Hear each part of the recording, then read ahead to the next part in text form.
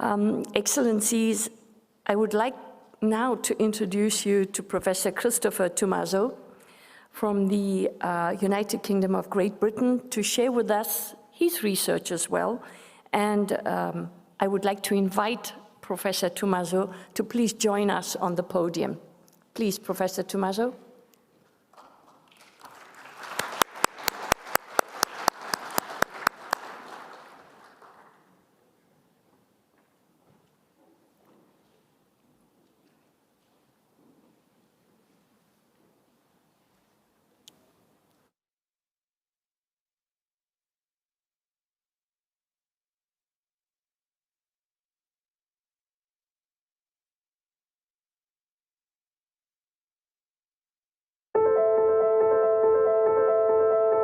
I began my career really trying to integrate microchips to make mobile phones very, very small. And as you know, in those days, probably 1 billion people on this planet hadn't even seen a mobile phone. So it was very, very important to work with microchip engineers, with Silicon Valley in the States, and find ways that we could actually integrate things into very, very low power handheld devices.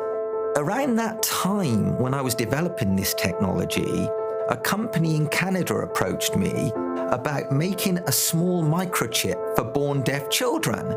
Now, I knew nothing about medical technology, but it was very, very important for me to get engineers and medics to work together. When you're naive about a subject, it's that interface between the two where all the innovation is. So we created one of the world's first totally implantable microchips for born deaf children. And now thousands of children can hear as a result of that technology. That made me passionate about bringing together engineering with medicine. And that's how my sort of career, or honeymoon, if you like, in the biomedical area began. As I started looking at medical technologies for cure, cochlear implants, we made microchips for things like artificial pancreas for type 2 diabetics. We looked at retinal implants, brain stimulators.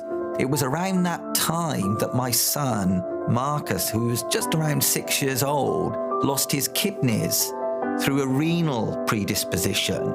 It was a genetic mutation, a combination of my wife's and my genes together. The chances were very, very small that he would get it, but he collapsed and his kidneys collapsed. Now, we couldn't have prevented it, but if we'd known about it early enough, we could have managed his lifestyle very, very differently. And all these side effects like diabetes and heart disease and hypertension would not have existed for him. So I began this journey for preventative medicine. We began this technology by looking at a public health issue, which is obesity, type 2 diabetes, hypertension. These are all man-made. We might have the genes, but that's no excuse. It's lifestyle that expresses those genes. So the key for us was really to find a way that we could screen people for those genetic errors. Then through an app on a mobile phone, you can then shop with your DNA, and you can nudge people to eat healthier based upon their DNA. And that was really the starting point.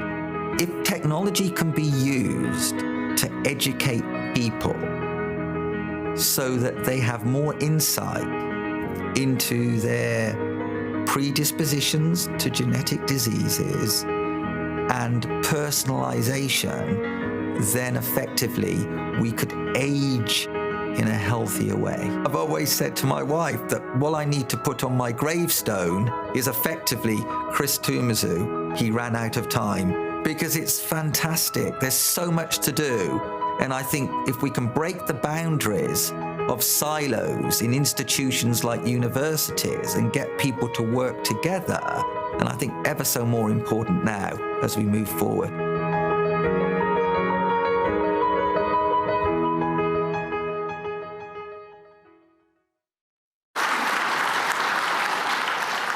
Well, Prime Minister, Deputy Director General, Mr. Fanous, thank you so much for this prize. I'm absolutely honoured and astounded that we actually got this prize, and there's so many, many thanks.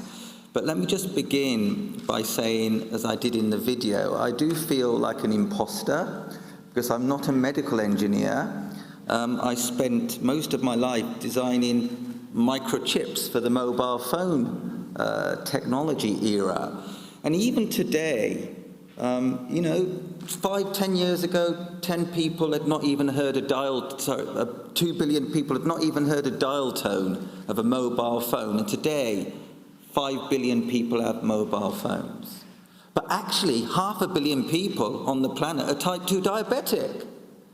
So we need to start applying this technology to healthcare because we know how to consumerize it. Let's bring it. Let's make health personal. And that's been a real driving force. And one of the technologies that we developed, and this was with association with a good co-founder partner of mine, Dr.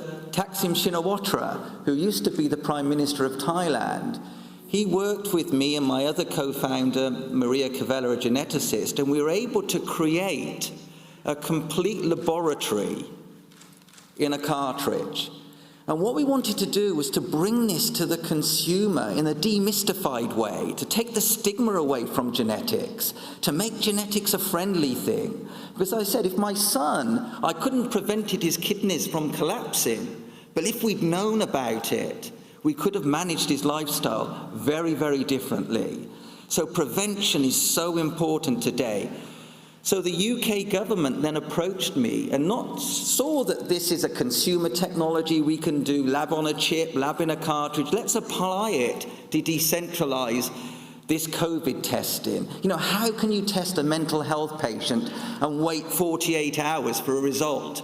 We needed rapid results out of the lab into the community to do rapid screening with PCR. And that's what we did for the UK government in this decentralized way. So what COVID has done, it's democratized testing. It's brought it into the community. And that's the only advantage that COVID has brought us, that democratizing. And as a famous writer, William Gibson, once said, the future's already arrived, it's not evenly distributed.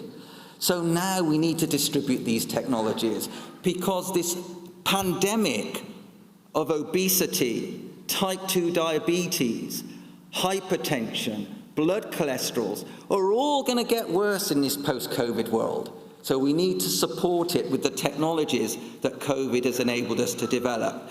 So lots of thank yous, as I mentioned. Thank you, Dr. Thaksin Shinawatra, Dr. Maria Cavella, the people at Imperial College London, and of course my family for all their support throughout this very, very, very, very difficult 2 years. I'm forgetting the past 20 years. The last 2 years have been the most difficult years of our lives. So thank you very much for this award. Thank you.